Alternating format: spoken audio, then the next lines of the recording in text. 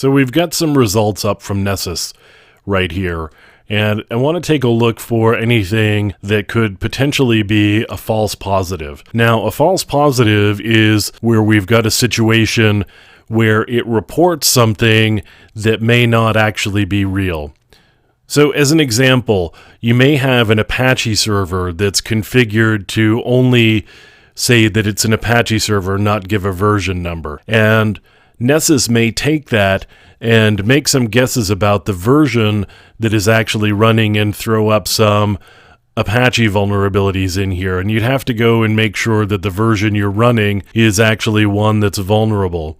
There are actually cases where you're going to get false positives, where Nessus reports something that's just not real. And a lot of these actually right here look pretty real, something that you may want to take a look at and look at in a little bit more detail. There are cases, though, where Nessus is going to report something that you may or may not care about, and to me, that's almost like a false positive. So in this case, we've got an issue where Nessus has reported a high-risk vulnerability with Ruby.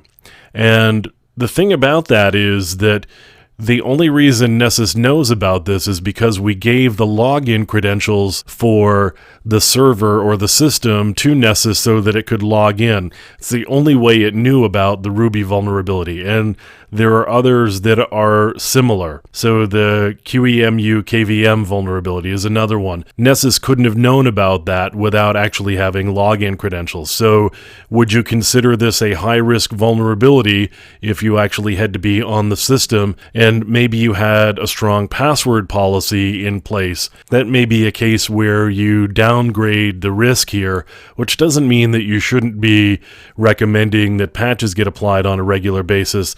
But some of these may not be situations where they are critical vulnerabilities. And this is similar to a false positive.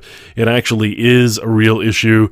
The thing that's a little questionable is where you might actually rate that. So we do run into false positives from time to time, and that's a case where Nessus is relying on information that it's received. In the case of Apache, for example, it gets a banner back, and it may have to make some guesses about what that server actually is, what version that server is running. And so it may actually throw an alert up that may not be real, although most of the vulnerability scanners are pretty good about making really good guesses, but you still need to make sure that you're not running into false positives and go through your list of vulnerabilities from Nessus or Nexpose or any other vulnerability scanner that you're using, and just make sure you're not getting false positives. The vulnerability scanners are not infallible. And some of it has to do with configuration, some of it has to do with the way it interacts with systems. So always make sure that the list of vulnerabilities is actually true and accurate.